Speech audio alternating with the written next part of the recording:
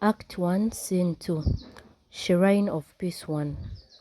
Down at Kadesa's shrine, also known as Farewell to Agris, in front of a grass-thatched structure that stretches beyond our view is a small mound. A little distance away from the mound sits Monde on a stool. He wears military fatigues. In the background are small round tents for refugees from Mndika. A cock is head crowing. The crowing is followed by the sound of rhythmic drums from the structure. Kadesa, priestess of the shrine, emerges from the structure and walks to the rhythm of the drums towards the mound. She carries a small pot held high above her head. On seeing her, Monde kneels down next to the stool facing her. Drums stop. Kadesa climbs the mound and with the back to us, holds communion with unseen spirits. The communion may be chanted or spoken in vernacular. After the communion, she turns and addresses Monde. Kadesa, you are an early riser, aren't you? Frogs haven't borrowed yet to usher in the sun, yet you are already here. Monde. Yes, I am. It was His Excellency's idea. Be there before cock crow. That was his golden rule. Kadesa. Welcome to the shrine of Katigali. Monde. Thank you, priestess and the mother of many. Just what does it mean, the name I mean? Kadesa, wearing a serious look on her face. It is a reminder of the madness we witnessed at the old popo tree shed before we fled to this refugee camp. It means farewell to the ogres that wanted to devour their own brood. Our people behaved like deranged animals, killing one another like ruthless brutes. So we said farewell to them, farewell to the ogres. Monde. It was sad. It's still sad. You were lucky, very lucky, and that is why we have been sent here. Kadesa, we? Monde. Yes, I'm not alone.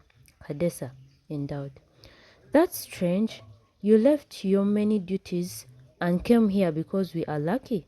Let's hear what your visitor's bag holds for us. Monde. I came to warn you.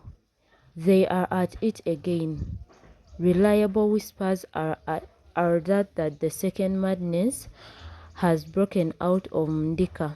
You will need protection. Kadesa, looking puzzled. Protection? Why? From whom? Monde.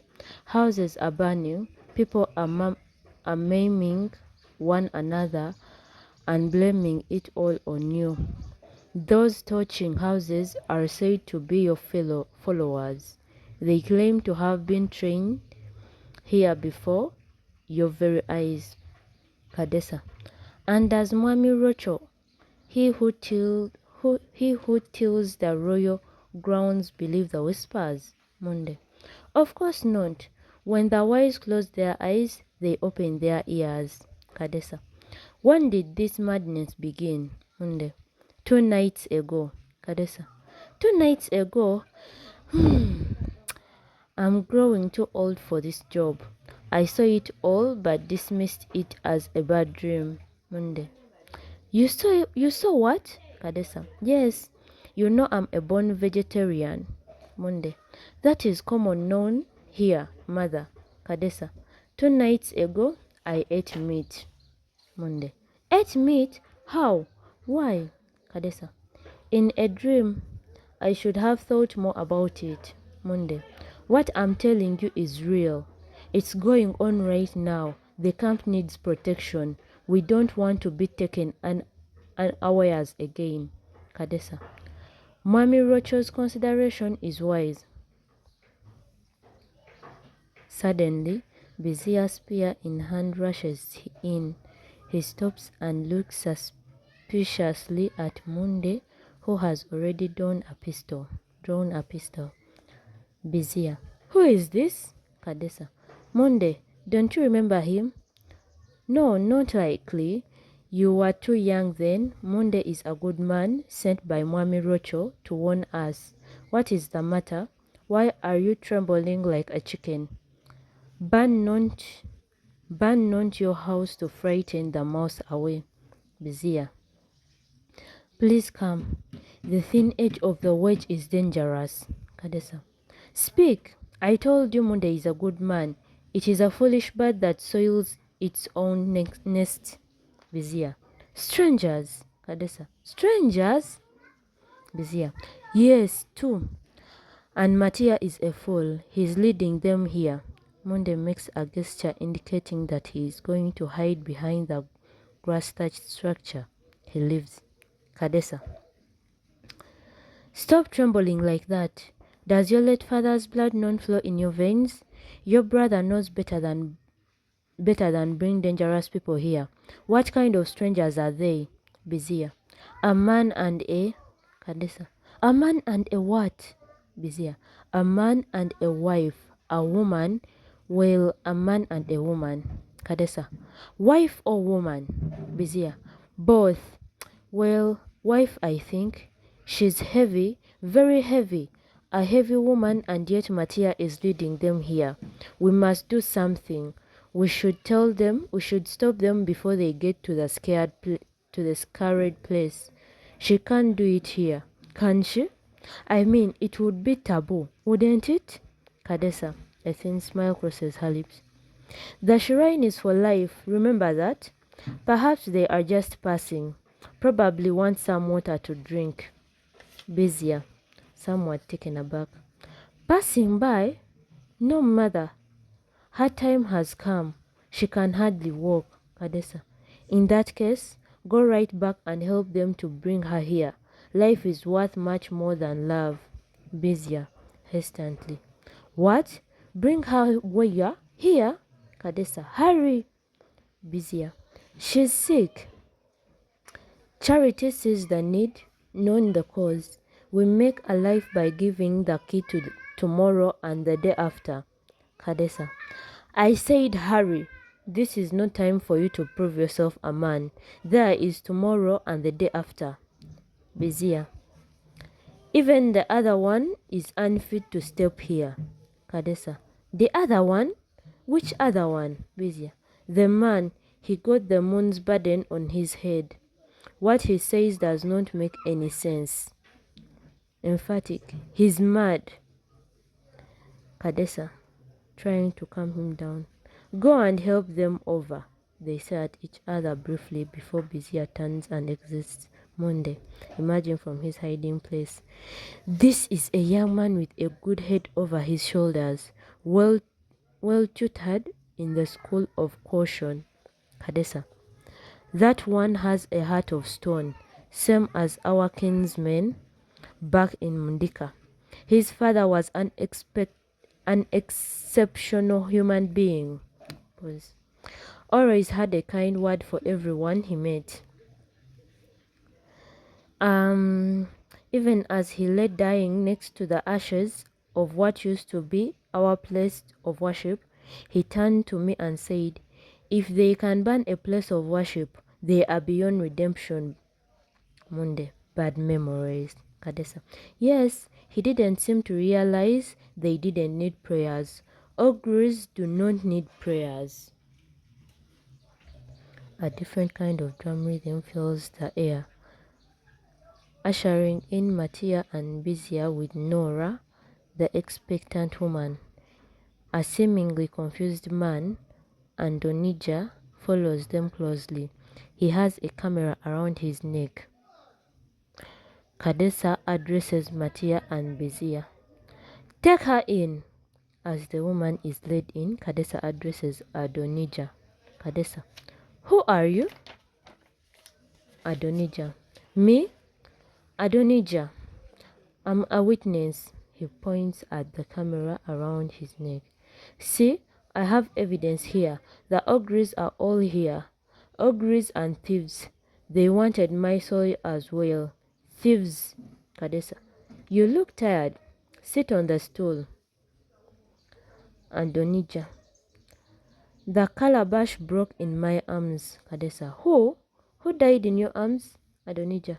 Mungofu. Mungofu Ngonda died in my arms. If nothing is done, wild animals will feed on his body. Kadesa.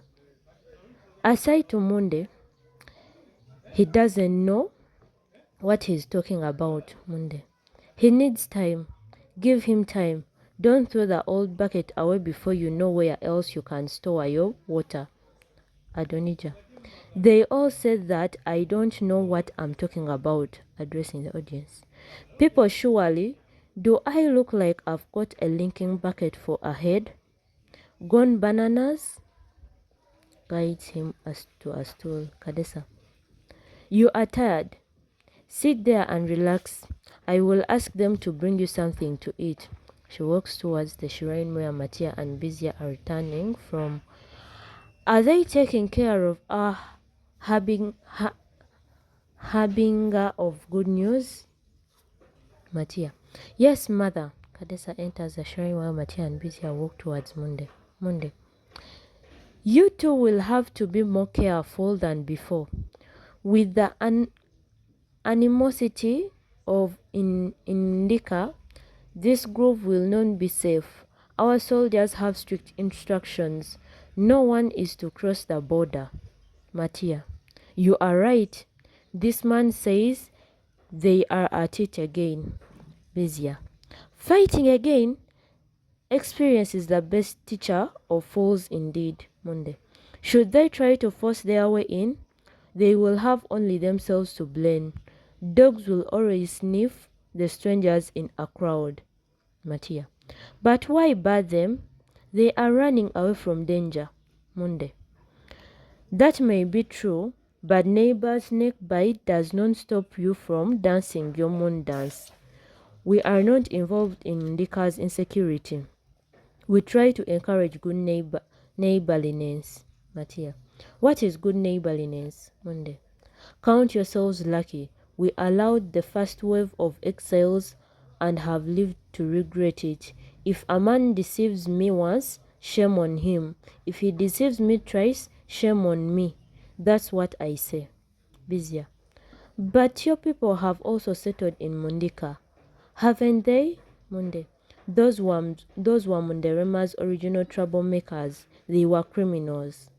Matia. Criminals? In disbelief. Our people have contributed a lot to Munderema's development. Munde. That's why we resolved to embrace you a lot. Your lot. But remember, no basket carries all the goods from a sack. We've had enough. Matia, looking closely at Munde. But why do I think I have seen you before? You certainly look familiar. Munde. You have a fair memory. I've been here before. When the first madness broke out in the motherland, in your motherland, I was among the soldiers who guarded you when you crossed the border. You were merely turtles then. Bizia. He's called Munde. Matia. How do you know? Bizia. Good memory. Munde. Yes, your mother jogged your memory a little while ago. Bizia. And I've just remembered. The cry of a newborn is heard from the shrine. Matia and Bizia exchange knowing glances. Munde betrays no emotion. Adonija, standing up quickly. Did you hear that? That's him. I knew it. I knew Mungofu would be back. You know Mungofu didn't die. Mungofu is back, Matia. Our kinsman, sit down. Adonija. Oh, I'm so happy. Better bad than death. Have you ever seen someone at their moment of departure from this world? Bizia. What kind of question is that? Adonija to the audience. Have you? Have you ever seen someone die? But what is the use? You will probably think I'm crazy if I tell you. Pause. I have evidence here. I saw them kill one another because of soil. It's all here. I secretly recorded some of their meetings. There were preachers, priests, and a chief. They were all there, plotting to shed the blood of their brothers and sisters. Bizia. What's your name, Adonija? Name? I have already answered the question. Everything starts with a name, and then you are either friend or foe. What is in a name? Father, pastor, or chief? What do they mean? What is in a name? They hunted one another like mad dogs. They destroyed our good name. This time I said no, not again. I will not be party to this again. So I decided to become Ngofu Nganda's eyes. Busier to Monday. Does that make any sense to you, Monday? Yes, it does. It means someone somewhere has driven this man to the fringes of existence. This is how we transform people to be animals. We learned that at the academy. Adonija. You don't seem to have graduated yet, and you might never. Turning to the rest. Ngofu Ngonde died. He died in my arms. But the old python renews itself with horns and thistles. Mungofu has just come back to us, Bizia. How do you know, Adonija? How do I know? The pumpkin never says, worms have eaten my belly. When you graduate in the Academy of Life, you will hear the baby cry. But you and good Adonija here are still waiting to graduate. Says, before he died in my arms, Ngofu Ngonde promised to return soon. That was him. Kadesa, we have a rare visitor, one who portends well for the future of our motherland. You two had better go and come back with a male Dick. Matia, what? Kadesa, do you remember stories of the old seer of Mdika, Ngofu Ngonde? Matia, yes, I do. Kadesa, pointing towards the shrine. That's Ngofu Ngonde's son. The mother is Nora, Ngofu Ngonde's youngest wife. It was never a waste to water the beans plant at the doorstep. Monde. What about the old man himself? Where is he, Kadesa? It's sad, very sad. Ngofu Ngonde collapsed and died soon after they crossed the border. Monde. In that case, how mad is this madman of yours? Kadesa. Madmen make sense every now and then. Let him be. Luckily, the late Mungofu left a name of his son. He knew it would be a boy. That child must be given his father's name before we bury the old seer. You two take that man inside. Ask the women to get him something to eat and then do as I say. Adonija. Thank you for giving me this chance, Mr. Chairman. As you all know, my uncle is the best blacksmith around here. With your permission, I could ask him to make enough bows and arrows for the job. I beg your pardon. Yes. You are right.